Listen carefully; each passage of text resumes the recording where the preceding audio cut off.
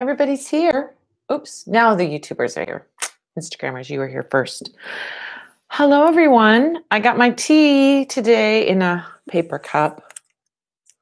I know that's not ecologically very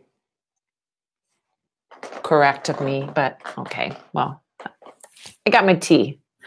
That's what we're looking at. How is everyone? I missed you last week, but I'm back. Here I am, back and better than ever. You know what the drill is, what we do here. If you don't know, I'll explain it to you now. We do a thing called the Magic Q&A Tea Party. I drink tea and answer your questions. So that means your part of the deal is you got to type in your questions. So the early bird gets the worm. If you type in your questions, I get to, if you type them in sooner, why am I not seeing any? No, weirdly, oh, they're the YouTube questions. I was like, there's no YouTube questions. Now they're showing up. All right. So type in your questions and we'll spend the next 60 minutes answering those questions. So happy to have your questions. So happy to be here with you. And we'll get to it. Is that it? I think that's it. Does that explain it? Hopefully not too convoluted there. All right, so let's see what we see in the questions. I'm going to start over with Wendy W. Wendy, you are on it. I think you show up in the beginning almost every time. Good job, Wendy. So Wendy says, hi, Madam Pemita, how come the law of attraction says you attract whatever you focus your attention on, but then they say not to focus so much, let it go and it will manifest. I'm lost. Thanks. Lol. Thanks. Okay. So, what does that mean? Well, it's not that you don't. Okay, let's talk about focus and magic and creation and how thought manifests things. We get a clue in the tarot and then in the suits of the tarot. So if you know a little bit about tarot cards, you know that there's major arcana and the minor arcana. The minor arcana are the ones that are like our playing cards. They have 4 different suits and they go 1 through 10, and then they have court cards. In our regular playing cards, we have Jack, Queen, King. And in the tarot, in the traditional tarot, we have Page, Knight, Queen, King. Okay. So if we look at those 4 suits, we get an inkling of the process of creation. I saw this piece of information. I don't think anyone else, I've never seen anyone else come up with this information. This was a download that I got. The suits go in this order. They go swords, which represent air, wands, which represent fire, cups, which represent water, and pentacles, which represent the element of earth.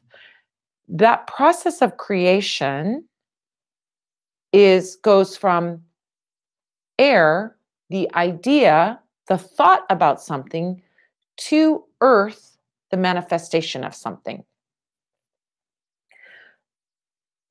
The idea is the beginning of the manifestation. I'm not going to go crazy and get into all of it, but into the wands, the fire is the action, and the cups is bringing in spirit into the element, into all of it. And then the final manifestation is the earth element. So the idea is the beginning of all creation. Whether you do that creation purely on the material level, oh, I've got an idea that I want a cup of tea, so I'm going to go out there and boil the water and I'm going to put a tea bag in. I mean, that's an idea. That's a very simple idea. And it's some manifestation that happens, but it's all pretty much material. I know the water's out there. I know the tea's out there. I know the kettle's out there. And I know there's a cup out there. So it's not like there's any quote unquote magic, although I would say it's very magic to make a cup of tea because you're bringing in an element of some herb that came from miles and miles away, and that's an amazing manifestation. But I'm not going to get into that. So the problem is not the thought, and the problem is not even consistently thinking about the thought. If you consistently think about the manifestation of something, and your energy around it is, I'm expecting it. I'm joyfully uh, welcoming it in. It's coming to me. I feel it. It's here. I'm going to get it. If all of those are your thoughts around something, great. Think of it all day long.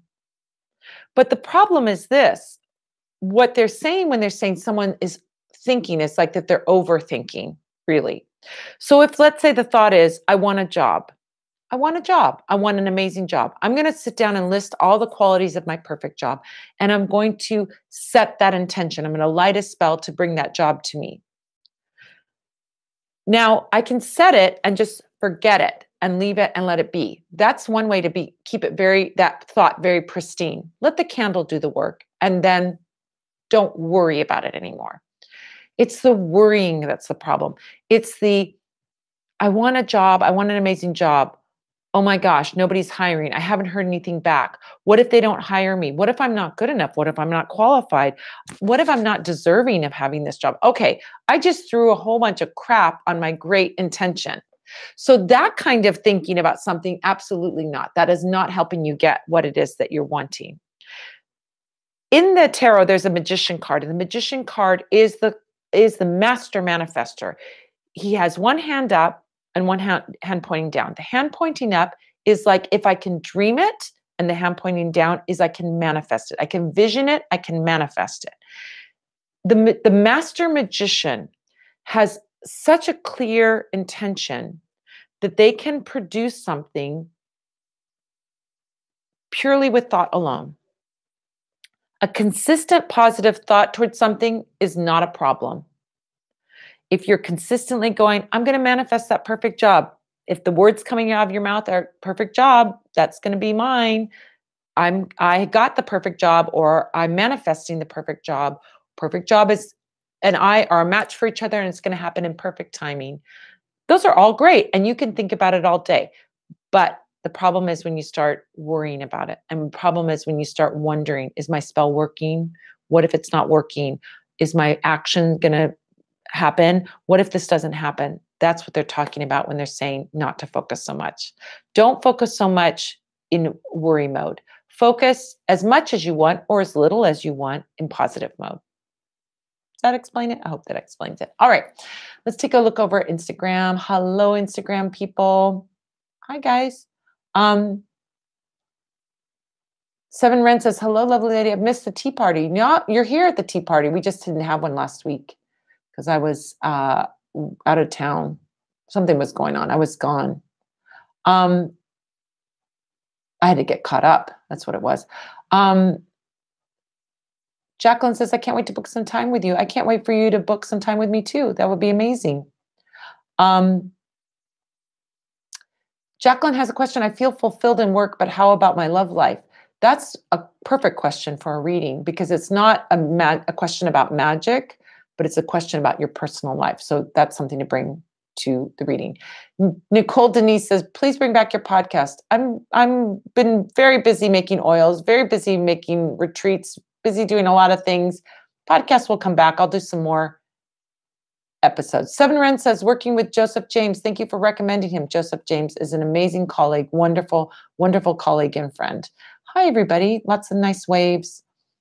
Willow Moon 33 says, hello. So happy to see you here. What spell can I do or anything to protect my energy from toxic people? It's so overwhelming. Thank you. Beautiful. Okay. Protecting your energy. There's a lot of different techniques. I'm going to give you a technique we haven't talked about on this Q&A tea party. We haven't really talked about this one. We talked about using, stones. You use black tourmaline. You can do cleansing baths. You can use protection oil. We've talked about all of that. But one thing I haven't talked to you about is about your psychic bubble. Let's call it that. Your psychic bubble. Something to do, like to create a permeable bubble around yourself. You want to allow in the good stuff, so that stuff that can come through the bubble is all the good stuff, the love people have for you, the positive things, the words of praise, all the positives that they have for you. But you want to keep out the negative. So there's a great technique when you're going into, like, let's say you have to do some Christmas shopping and it's December 25th forth and everybody's all crazy and their energy's all hectic and stressed out and angry and freaked out. You were going into an environment like that, you can put this bubble around you, or you can do it every day if you work in a toxic environment. But if you're working in a toxic environment, it's time to find another job. That's the best solution for that. So, but here's the bubble. It's a visualization that you can do. Now, you can support this by working with incense, most definitely. You can burn an incense. You can take a charcoal and burn copal on it. You can get a cone incense. You can get a stick incense. You can burn some a smudge stick or whatever you want to do. But what you're doing is you're creating a bubble around yourself, and you're visualizing a bubble around yourself that can be whatever color you want it to be. And it's going to protect you from all negativity, but allow in the positivity. So you just visualize this bubble around you, starting at the top of your head, the crown, and moving down around you. And then you seal it underneath your feet. And you set the intention that this bubble will allow good in and keep negativity out. You want to support that, you can smudge incense, take a smudge, incense, whatever, around you in that field around you and support it that way. And do that on a daily basis. But if you have a job or you're around people who are toxic people, the best thing to do is to get out of that situation and to get into a situation with some nice people. So take some action on the material realm besides just doing magic. All right. Princess Glamorous. Hi, girl. She's over there. She says, hi there, madam. What kind of tea are you drinking? I'm drinking hibiscus tea, actually. It's the second go round with this tea bag, so it's not very strong, but I'm having hibiscus tea. Bringing a little love magic in. Not intentionally, but I'll bring it in by accident. All right, let's see what we've got over. Well, let me see. That wasn't a real question. That was just, what kind of tea am I drinking? Brendan. Look at Brendan Rolls is over on YouTube. He made this beautiful bracelet for me. Look at that. Taurus love bracelet. Could you give me some insight on hoodoo style magical lamps, like kerosene based lamps? Okay. So a lamp working is something that you're doing ongoing, right? A candle has a beginning, a middle, and an end. When you burn a candle, you're burning for an intention, and you're burning it to completion. You're sending off a rocket toward what it is that you're wanting, a powerful rocket. And it's got this beginning, middle, and end process to it. Lamps do not have a beginning, middle, and an end. You're always adding fuel to a lamp. And whether you make the lamp out of a jar or you got a kind of an Indian style ghee lamp, or something like that, or you're burning a kerosene lamp, it's something that's ongoing. So these are usually spells that we do when we've got something good and we want to keep it. So you've got a relationship, but you want to keep the romance going. You've got a job, you want to keep that job. You've got a business, you want to keep the money rolling in. You've got good health, you want to keep your good health. Then a lamp is the perfect working for that, right? That's the thing that's going to bring in that, keep that good stuff coming your way. So choose your tool based on what it is that you want is sort of the subtext of that. If you don't have something or something you need to really push in a hard direction to get it in a certain direction, then that's more candle work. But if we've got something good and we want to keep it good, then you would do lamp work. So a kerosene lamp, a hoodoo style magical lamp. So if you can imagine, I don't have a kerosene lamp here, but you can imagine a kerosene lamp has the base that has that sometimes glass, sometimes metal. It's a tank that holds the kerosene. Then there's a wick, and then there's a glass chimney around that wick, right? All right. In that kerosene lamp base, you can unscrew the wick fixture, and you'll have like a jar. It's kind of like a jar. In it, you can put herbs, you can put magical oils, a few drops of a magical oil. You can put artifacts, hard artifacts, roots, nuts, seeds, etc. You can put fluffy herbs in it. You can put coins, you can put shells, you can put stones, you can put all kinds of things, right? Charms of what it is that you're wanting. So if you're wanting to do, let's say, a magic oil lamp for prosperity, let's do prosperity. This is what you can do. First of all, start thinking in terms of color. Do you have a lamp that is of a color that supports prosperity work? Green or gold, right? Great. You got a green or gold lamp? Great. That color is going to support it. What if your lamp is clear? You can get kerosene that's got coloring in it. You can get green kerosene to make that bottom of the lamp, that clear glass bottom, appear green. Now you've got color supporting you. Then we could put some money herbs in it. We can add some allspice. We can add some blue flag root. We can add some coins. We could add some pyrite. We could add some a lodestone. These are all things that you could add to a prosperity lamp to invite that prosperity, increase that prosperity, and keep it high, keep it going, right? You've got good prosperity, but we want, got good customers coming in, or the job is really good. We want to keep that job. You can keep it going. Screw the top back on, light your wick, and there you go. When you need more oil, you add more oil, etc. So that's a lamp working. That is how you work a lamp. You pray over it. You put your intention into it. You want to put a petition paper, you can put a petition paper underneath, and there you go. All right. So I hope that answered your question. All right, let's look at Instagram. So let's see.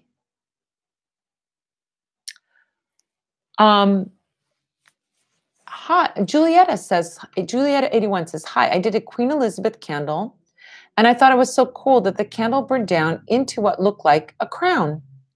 I've also ordered a Queen Elizabeth mojo bag, wondering if I always keep it with me. Thanks. Okay.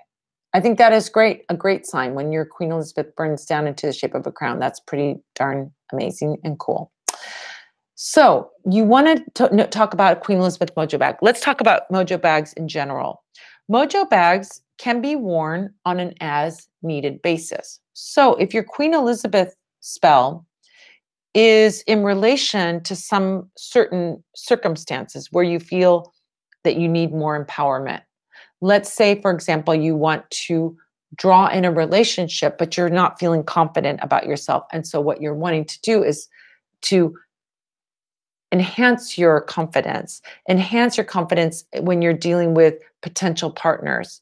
Then you could wear that mojo bag when you are going out and mixing and mingling, or when you're going out and you can meet new people, or when you're going to meet your lover, right?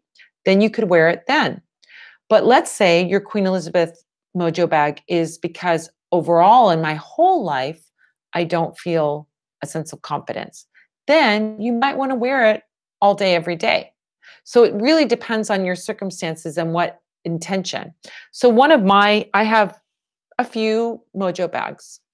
One of the mojo bags I have is a gambling mojo bag, and it works great. It works phenomenally. I've tested it. I've gone and I go to the racetrack. I've gone to the racetrack without my mojo bag, and I've gone to the racetrack with my mojo bag. Whenever I go with my mojo bag, I always come away ahead. Whenever I go without my mojo bag, I always spend money. It's not like I'm betting tons of money, but it's always nice to win some races and to come out ahead, So I don't wear that mojo bag every day because I'm not gambling every day. I'm not going to the races every day. I go a couple times a year. I feed it every week. I do the feeding that it's supposed to, have because I want to keep it going. But I don't wear it every day because I don't need it. I only need it when I'm going to the racetrack. So your mojo bags are there for you, and you can either wear them every day if it's something you need every day, or you can wear it when you need it because it's for that specific purpose. So without knowing what your Queen Elizabeth situation is, a Queen Elizabeth spell, Queen Elizabeth mojo bag is to increase confidence, queenliness, empowerment. So you have to look at, is it something I really need in all my life? Or is it something I need only in certain circumstances? And that will guide you as to how often you wear it. Now, little small caveat. When you first get a mojo bag, yes, you wear it every day, all day for 7 days, and you sleep with it at night because you're creating that connection with you. So the first 7 days, yes, you do wear it every day. Even if, like my gambling one, I would wear it every day for those first 7 days just to create a bond with it, to create a connection with me. But after that 7 days, I only need it when I go to the racetrack. Okay. All right. All right, so let's go over to YouTube. Irla Svensson says, "What's good for banishing?" Um, Banishing. Well, I mean, in general, you could say banishing oil, banishing sachet powder are all good for banishing. I'm not sure what you're banishing. So, depending if you're banishing a person, you could sprinkle sachet powder or put a little bit of oil on something that they would touch. If you're banishing something around you, um, maybe it's something energetic or something you're getting rid of, you can, put an oil on a candle, a needed changes banishing candle, put some banishing oil on that, and you've doubled up your power on that candle, and you can set that intention. You could burn a candle for it. You could do a bath, for banishing, but it kind of depends on what you're banishing. Are you banishing an entity? Are you banishing a person? Are you banishing negativity? It depends on sort of the action that you would do. But in general, you could say banishing oil and banishing sachet powder are good tools to do that banishing. Banishing needed changes, banishing candles, another good tool. All right. Let's see, over on YouTube. Seven Ren says, "Could you talk about things to consider when building, designing personal rituals? Thanks in abundance." Well, you're so welcome. What things to consider when building or designing personal rituals? Okay. Well, I think you first of all have to get clear on your intention of your ritual. Is the ritual, like, I think that's the foundation of all ritual, is like to get clear on your intention. Is this a ritual to give me more confidence? Is this a ritual to bring more prosperity? Is this a ritual to bring love into my life? That's the first thing I would recommend, is to start to think about what your intention is. What can help clarify that intention is writing it down. So you might want to write a petition paper ahead of time. You might want to think about what words you're going to say ahead of time before you do your ritual. You might want to plan ahead and clarify what is the goal of the ritual. I think that's the first thing to consider before you start anything, because I might have a ritual for prosperity and someone else might have a ritual for prosperity, but our goals may be different. I might be like, I want to attract in really amazing, clients into my life that I love working with and whom I can help. And that might be my idea of my flow of prosperity. That person over there may be like, I want to attract an amazing job, or I want to bring a raise in my job. I want to get a raise. So two different goals. So first get clear on your goal. Then I would look for the tools that support my goal.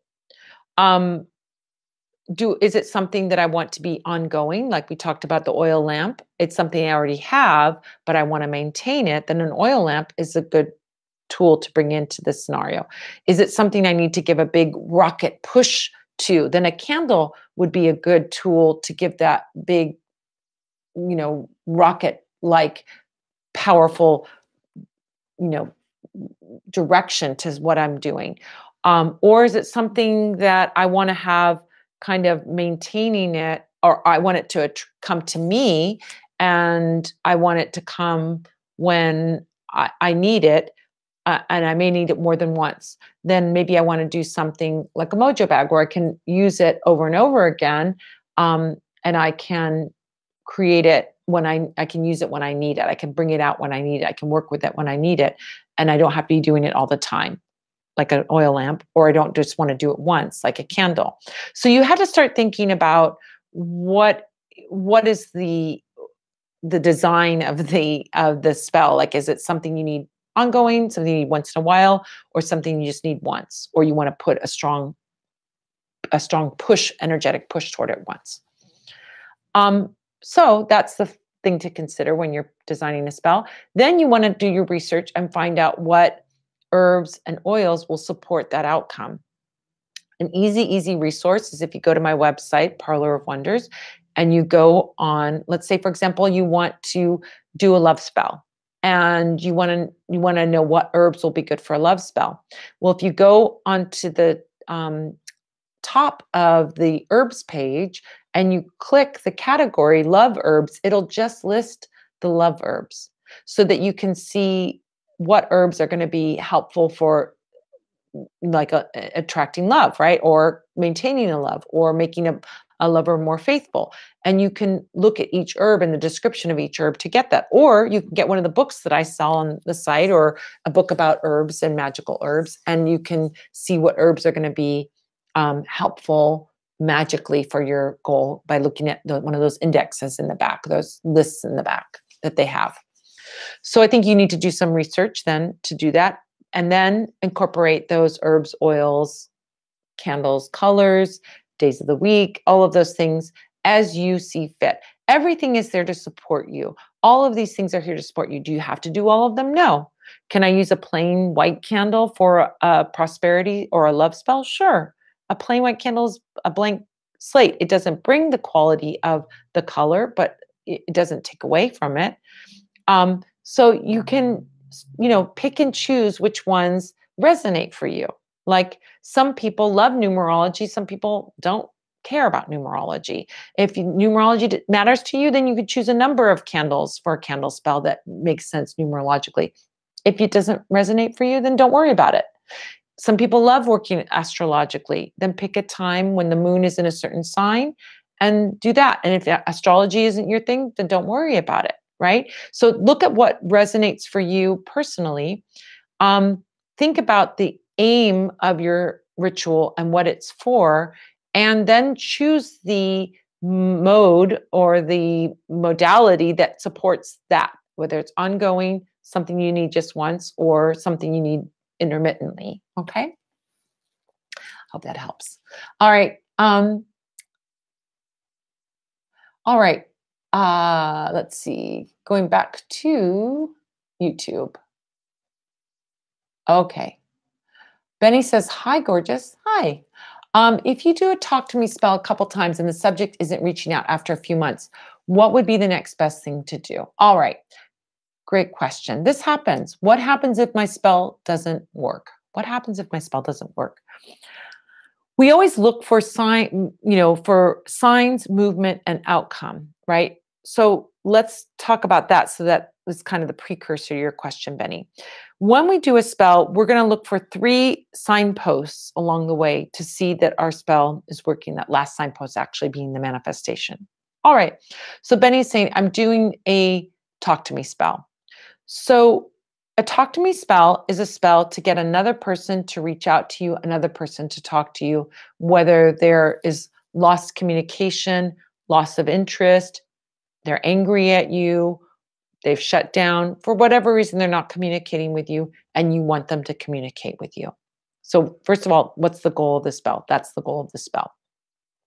Candle spell, we're putting in a big, strong intention toward an outcome. So we're giving a big push because this is a situation that has been going on for a while and we really want to break through, right? So a candle spell is the perfect spell for this kind of work because it's like, I'm going to give it a big push. Now, when that candle is complete, within the first few days of the candle being completed, you should get a sign from the universe, a positive sign from the universe around that. Now, that can be repeating numbers, seeing repeating numbers. It can be hearing your song on the radio, your and that other person's special song. It could be hearing their name. It could be seeing their name. It could be seeing something that was special to you. But you'll get something from the universe, not from the person, but from the universe. You'll get some kind of affirmation that your spell worked. Great. All right. First checkpoint. We've crossed that first checkpoint. Now, within a few weeks of that candle spell being completed, we should start to see movement. In the case of a talk to me spell, there should be some little outreach, because the little outreach isn't what you're aiming for. You're aiming for open communication where you guys are talking again and this person is reaching out to you on a consistent basis. This isn't just a one-time thing. So that initial warming up of that movement is going to be something like, maybe they like something on your social media, or maybe they make a little comment on your social media, or maybe they send you a text message, something small but moving in the right direction. That should happen within the first few weeks of you completing that spell. If that happens, great, you've passed the second checkpoint. If it doesn't happen, then you haven't passed the second checkpoint and your spell has gone flat, right?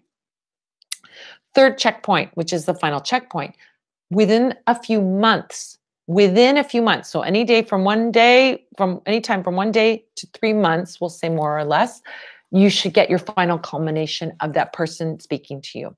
If at any of those checkpoints you don't get the outcome, you don't get the movement, or you don't get the message from the universe, then you may have to do the spell again or try something else, right?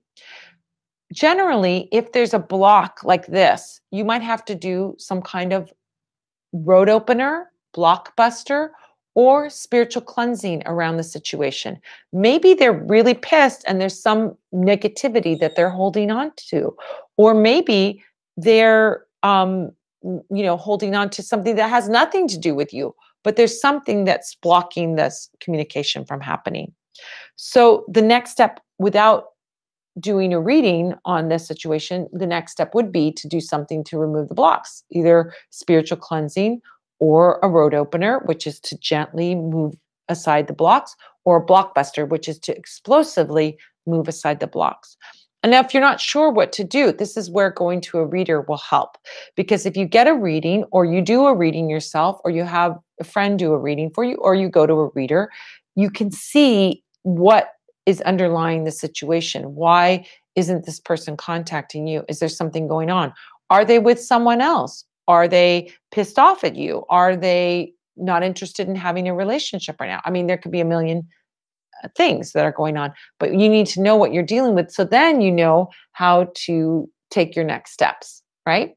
So if you're not sure which direction to go, spiritual cleansing or blockbuster or road opener, or what I should do, or uncrossing, I mean, maybe there's somebody, working against you, then getting that insight will help. If you know what it is that's blocking it, then you will know which path to take. So those are the things that would be the next step, because something is blocking this relationship, the communication from happening here. So, all right.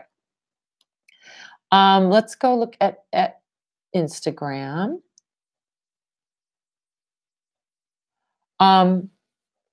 Julie Andrews says, "Oh, I'd love you to get into your thoughts on how magical tea is. Seeing this as a magical tea party, we should get into that. I've always been a tea drinker and found magic in it." I love teas. So when you make a tea, you can make a tea just to drink and have fun, taste good, and do that. But you can also bless any food or drink, including tea, imbue it with an intention. When you imbue it with an intention, guess what you've made? You've made a potion. You can make it a potion. So I have hibiscus tea here, right? Hibiscus flower tea.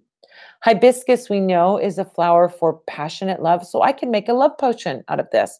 Put that intention, pray over it, say my words of intention, think my thoughts of intention, and then drink the tea. Oh, here's my magic potion. Or I could take that tea, imbue it with the intention, make it a magic potion, and serve it to someone else, secretly or not secretly, right?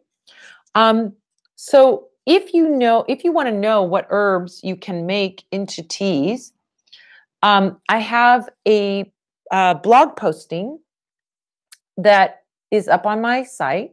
So if you go to parlorofwonders.com and you go to instruction and you go to magic blog, if you scroll back through the blog postings, you'll get to one that's how to make teas as potions.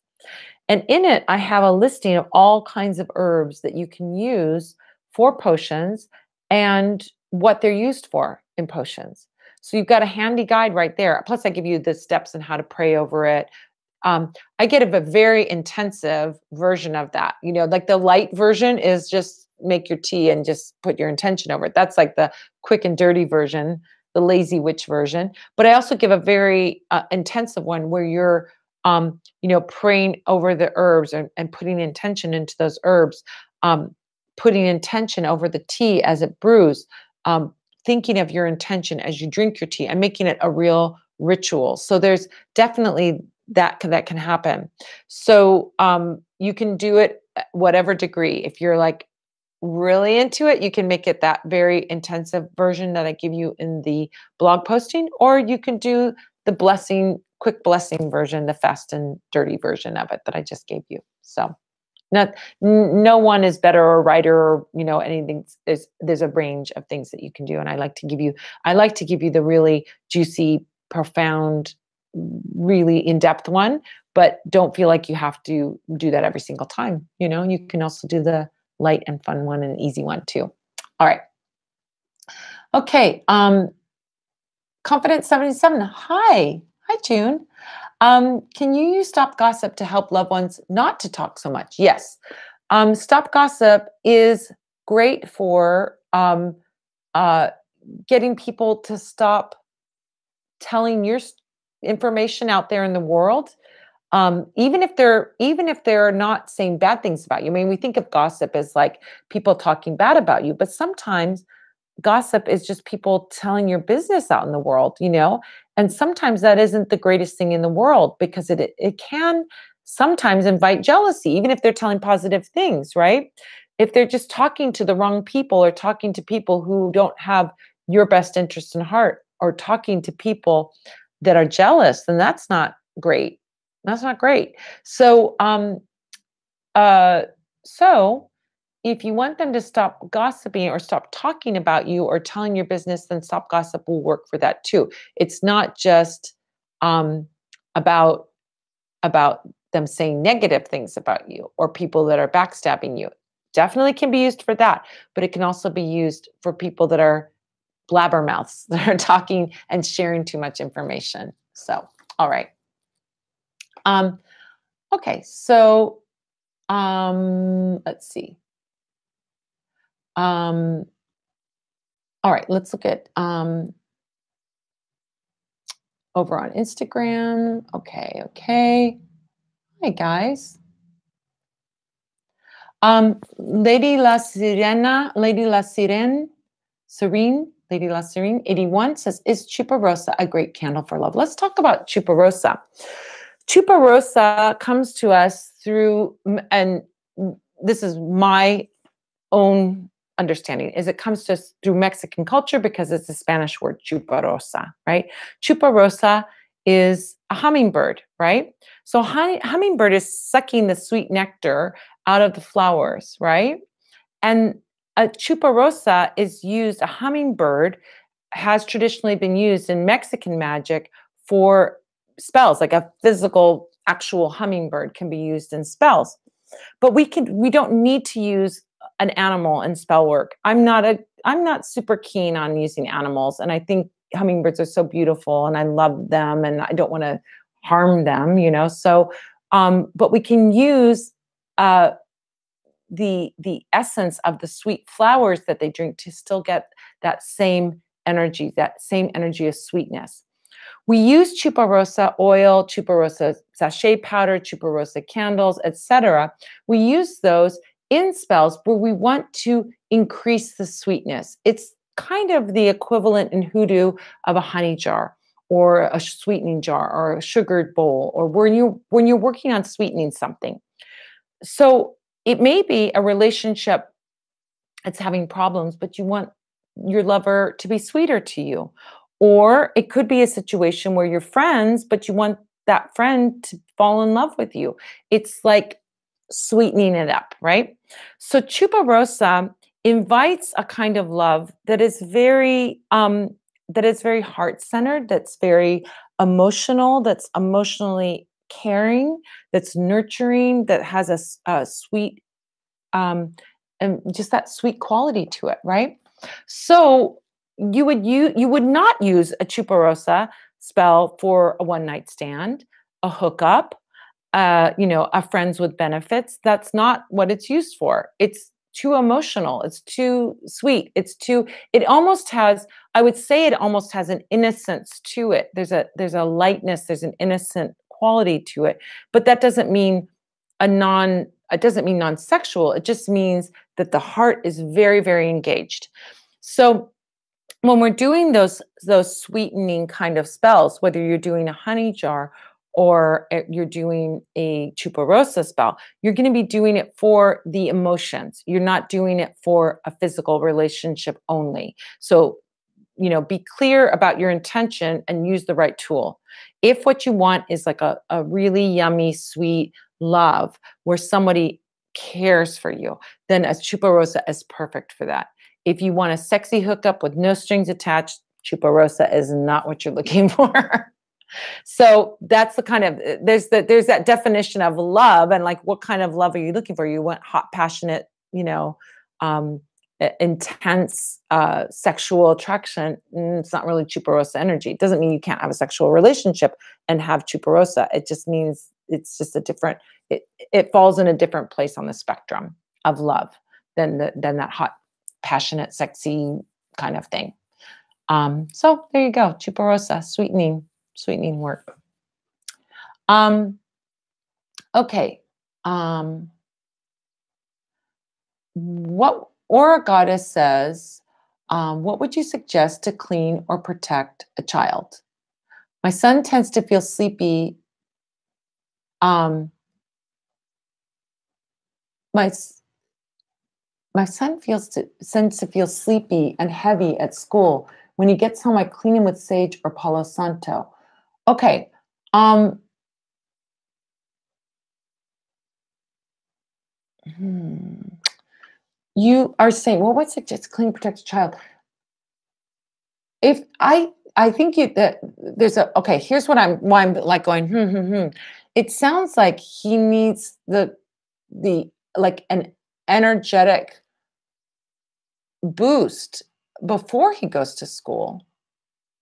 You're cleaning him after he comes. So that's good. I like that part of cleaning out the negativity when he gets home, but maybe some boost of confidence or protection.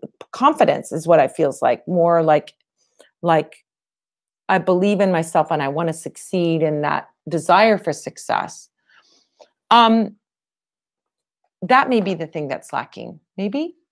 Um, it might be something you want to get a reading done by a reader to sort of see what the issue is. But like me intuiting it, it seems like there's something that's there that needs some kind of boost before, right? He needs a boost before he goes to school. So maybe putting like you could add some oil to his shampoo, and that could be like grand success oil, so that he's successful at school. He feels successful. You could put some protection oil on him before he goes to school. I think one of the things that you could do is just touch the crown of your child's head with a drop of this, basic protection oil on it, and put that on his head before he goes to school to just give him that bubble of protection. You could do a visualization with him, just that we talked about, of doing that visualization of, I imagine a bubble around me where only good things come in and all bad things are kept out. That could be a nice visualization depending on his age. So I think there's something more about something to do before the ritual, the morning ritual before he goes to school, that doesn't have to take a long time. You can do it in like the daily, cleansing thing that you do, just washing his hair, or in the body wash that you use on him, and so on. But you could also put that little drop of protection oil on top of his head. One of the things I love about the like Lucky Mojo protection oil has this guardian angel that's so powerful. And like imagine those angels around him, or help him to see his spirit guides around him that are there with him. His special angel that's there with him, protecting him, might be something, if that's your, something that jives with your beliefs and what you like to teach him. So that might be good to do too. All right. Looking at Instagram. Hello from Michigan. Oh, I hope you're warm there. I hope you have a nice heater and fire going. Elizabeth Rappel says, thank you so much for helping me this week. You're so welcome. So great to see you. Oh, this is a great thing. Lilith on top says tea baths work. Yeah, we were talking about tea and making potions to drink and to take into your body, but you can add this tea, hibiscus tea or whatever tea, you can add it to your bath and it can be amazing too. You know, that's something you can do as well and make that tea bath. And you can use all those herbs that I talk about in the tea blog post on my site, and you can use those as baths as well. Um, Willow Moon says, thank you so much. I will take action. Love you. Amazing lady. Love you right back. Love you right back. Are you wearing a Taurus bracelet to represent a lover? Is this best to do this as opposed to your own side? Okay. So let's talk about this. I'm a Cancer, but my moon sign is Taurus, right?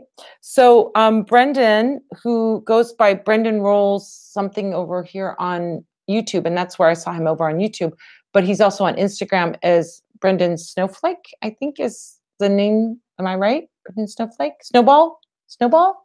Brendan Snowball, right?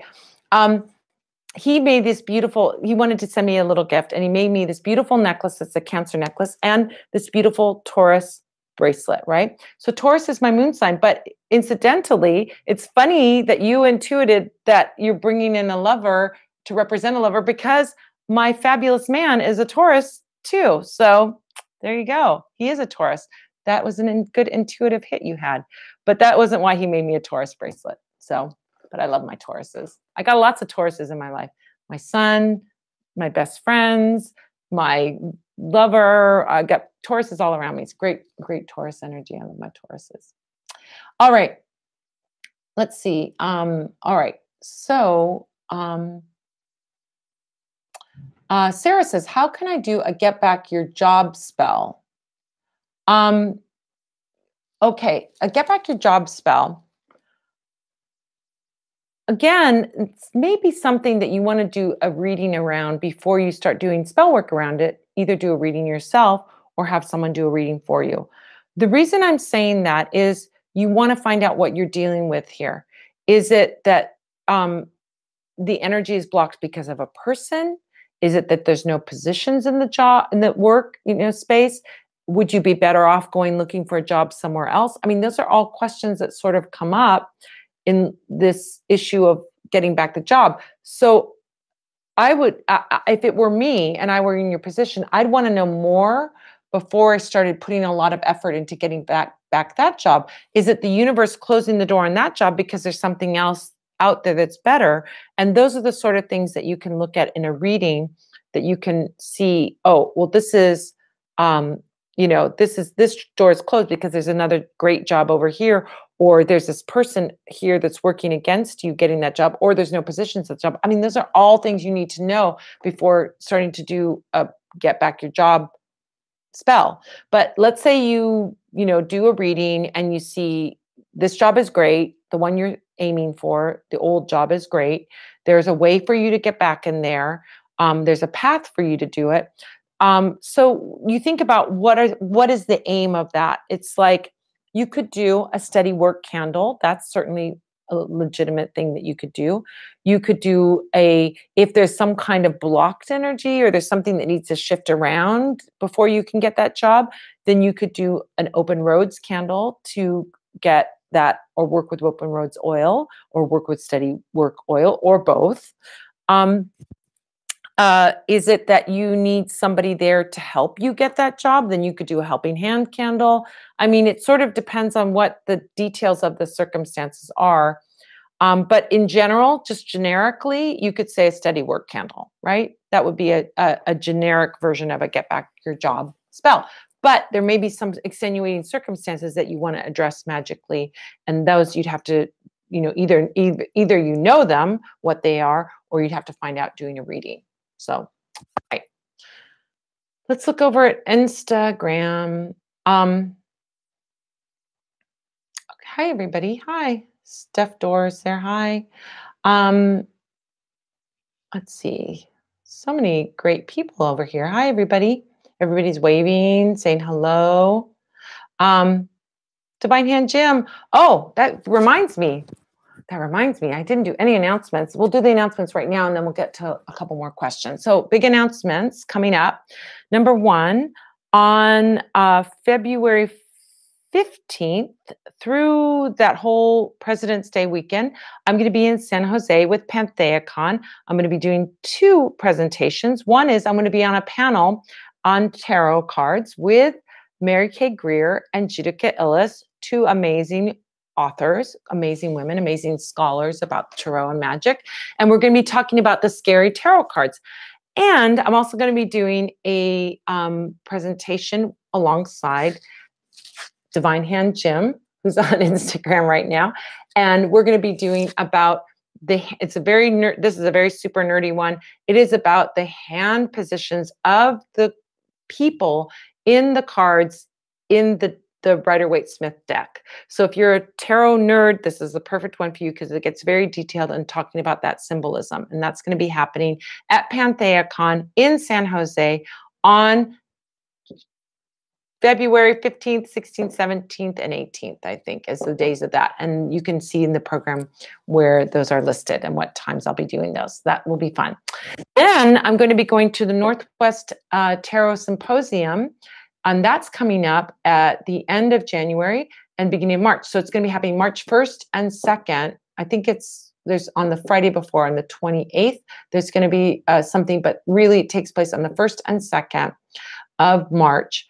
1st, 2nd, and 3rd of March? 1st, 2nd of March? Anyway, I'll be doing a presentation on there about doing magic with tarot cards. So how to take your tarot deck and turn it into a tool for magic. And that will be specifically for tarot readers. So it's a really, really great thing if you're a tarot reader to go to the Northwest Tarot Symposium and get these amazing classes, how to, make your tarot business better, connect with other people, learn new skills. And one of those new skills is how to use your tarot deck magically to do spells. And I'll be teaching that coming up. What else is coming up? And then, coming up right after this, go over to YouTube, and I just posted it, so it's not been up there all week. I just put it up just a couple hours ago. I'm going to be doing we're going to be having a video premiere, 6 to 6:15. I answer your questions on the chat. And then at 6:15, we have our video premiere. We all watch it together. It's super fun. Grab your popcorn. You can watch together. It'll be a good time. And the video that we have coming up is going to be on timings of your spells, how to time your spells. So should you use the moon? Should you use days of the week? It's all about that. It's basic stuff. We've talked about it here, but you'll get it all in a nice video that you can watch. And it's going to be showing at 6:15 is the premiere. From 6 o'clock to 6:15, we'll be doing the chat beforehand. So it's great because if you didn't get your question answered here, you can ask it again over there and I'll answer it in the text chat. And you'll definitely get in over there because we usually have fewer people and fewer questions. So I answer all the questions over there. So that's the thing to know. Anyway, all right, let's go on to Instagram and see what we've got. Sorry, Instagram. Come on, guys. Oh, see, not you guys, me guy. Oh, do I have a go-to? Okay, so Juliandra asked the question, do I have a go-to for nightmare or night terror prevention? Yes, for sure. So what you want to do is do a cleansing before you go to sleep. You can use, one of the things that is very good for this is you can use like the clearing cleansing herbs before you go to sleep to clear the energy and to make the room safe. You might even want to use some protection. So you could, for example, do like you could do like an incense, for example, for clearing incense. You could then do some protection oil in a bottle and add some spring water and spray it around. I mean, there's some just kind of off the cuff things. But in particular, one of the things that I find very, very helpful in dream work is bringing in angelica root. So you could make an angelica root tea. You could add some herbs that are meant for helping in dream work, like like star anise is great for dream work and psychic work. And so you could like make an angelica star anise tea put it in a spray bottle and sprinkle it around, spray it around your room before you go to sleep. You could burn some angelica or star anise and an incense around your room. But I definitely think it's like imbuing the room as a safe and protected space and a clear space. I think those are the two things. And I don't think you have to be like super ritualistic about it in the sense that you have to make some big, hour-long ritual before you go to sleep. Just having that spray, making that tea and putting it in a spray bottle and spraying it around your room, spraying it on your sheets before you go to sleep will help tremendously. You're going to get the protection element, and you want to get like that clearing element and the dreaming, helpful dreams. Call on your spirit guides to help with that too. Wouldn't be a bad idea. All right. All right. Good. Bobby Munster says good evening to you too.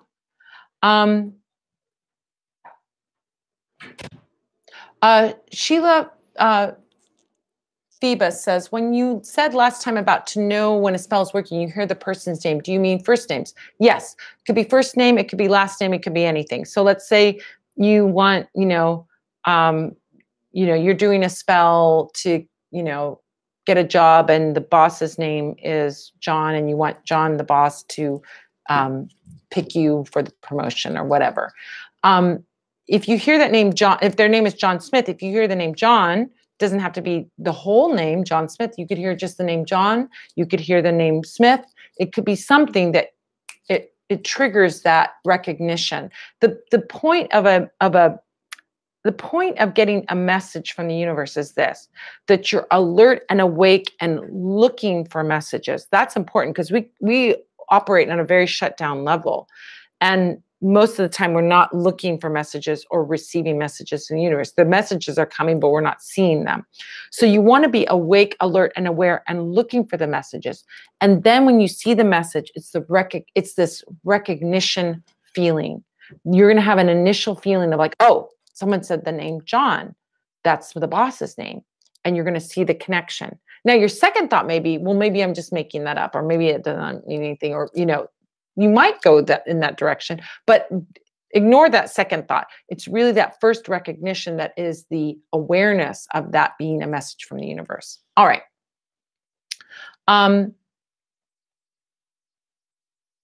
Okay, this is a great question on Instagram. A Skyfeather says, I've seen glitter used in spells and I think it looks pretty, but I'm wondering what the spiritual purpose might be. So glitter has a couple elements that bring another boost to a spell. First of all, there's the element of color. So let's say, for example, you have a spell where you want to bring in two elements of color, like you want a love spell and you want to have passion, which would be red, but you also want to have heart-centered, lovey-dovey feelings, which would be pink, and good heart-centered feelings. So let's say you only have a pink candle. You can sprinkle red glitter on that pink candle and get the energy of pink and the energy of red.